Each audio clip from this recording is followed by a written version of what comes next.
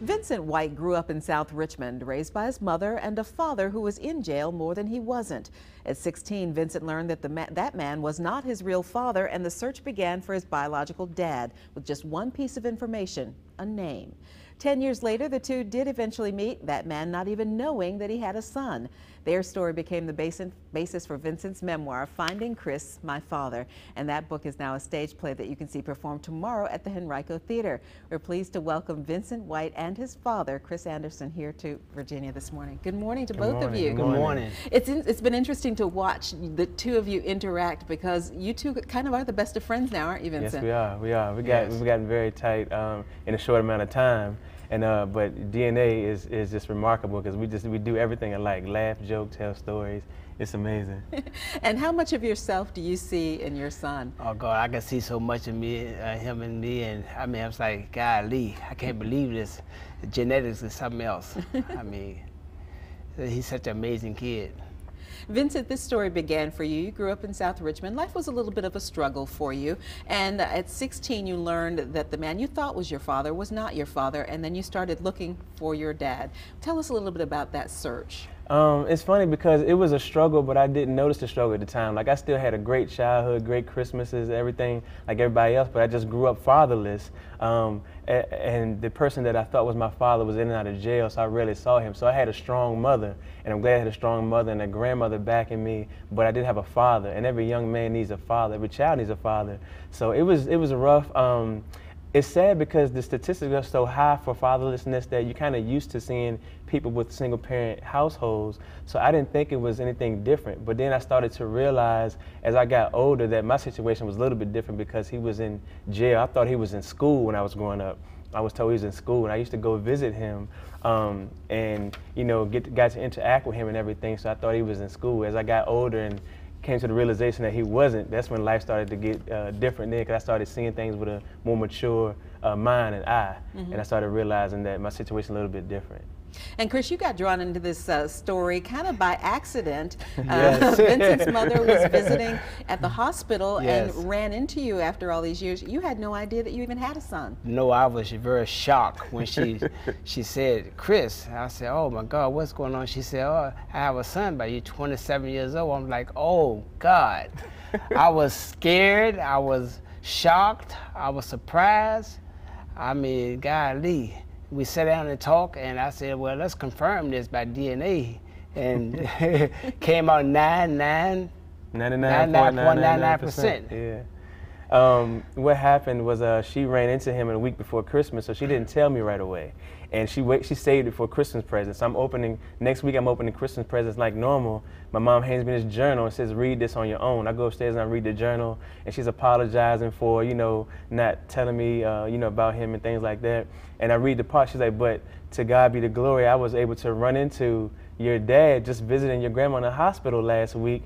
And I had to take my opportunity and seize it. And I grabbed him and I said, Chris, I had your son 27 years ago. She said, I just grabbed his shoulder. And she just said he was so shocked. But I went to go meet him. I called him right away, took my son down there and went to go meet him. And I still didn't know what he looked like. I get down there at the hospital where he was working at, and he comes walking out the elevator, and I look and I'm like, oh my God, that's him. You knew, you had his face. face. I mean, he looked just like me, as you can see. And I'm just like, oh, I just couldn't believe it. And ever since then, like you said, I offered a paternity test because I know I would want one, but I knew what it was going to say because we looked just alike. Right. And after that, like you said, we've been inseparable. We've been hanging out, and we do everything alike and didn't even grow up together, which is so amazing. This plays out like a movie or a book or a play. And, Yeah. and what was the idea for you to write this in a book? I just wanted to write the book as a therapeutic thing, because I mean, growing up fatherless and you deal with anger and abandonment and confusion. I wanted to get a story out that'll help people deal with fatherlessness, because I knew so many youth that were going through that.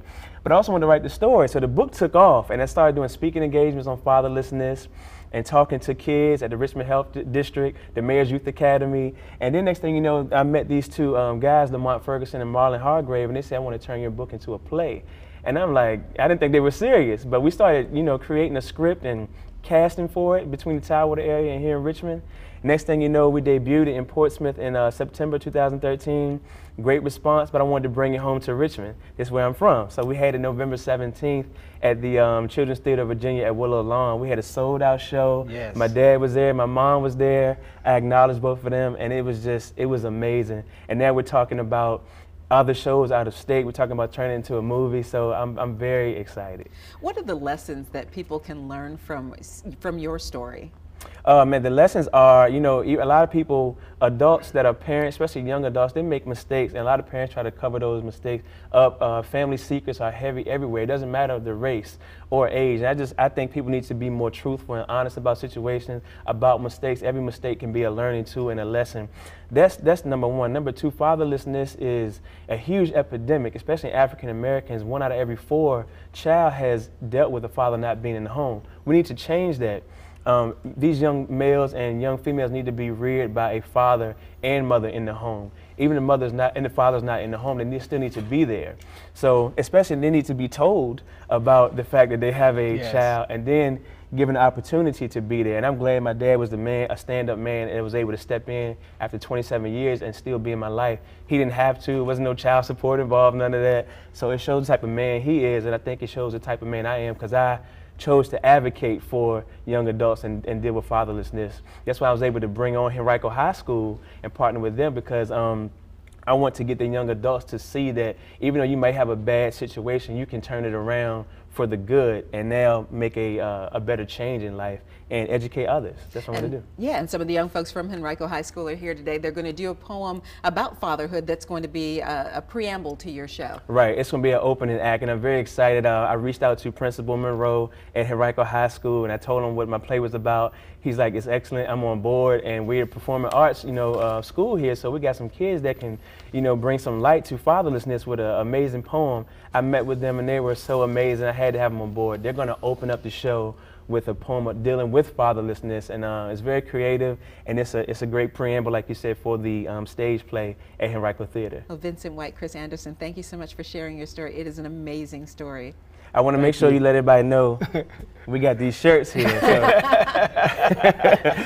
We're going to be there. At the play? Yes, Henrico Theater tomorrow, 4 o'clock. Let's tell people, right. See the stage play Finding Chris, My Father, tomorrow at 4 o'clock at Henrico Theater at 305 East 9 Mile Road. We put a link to more information on our website at WTBR.com.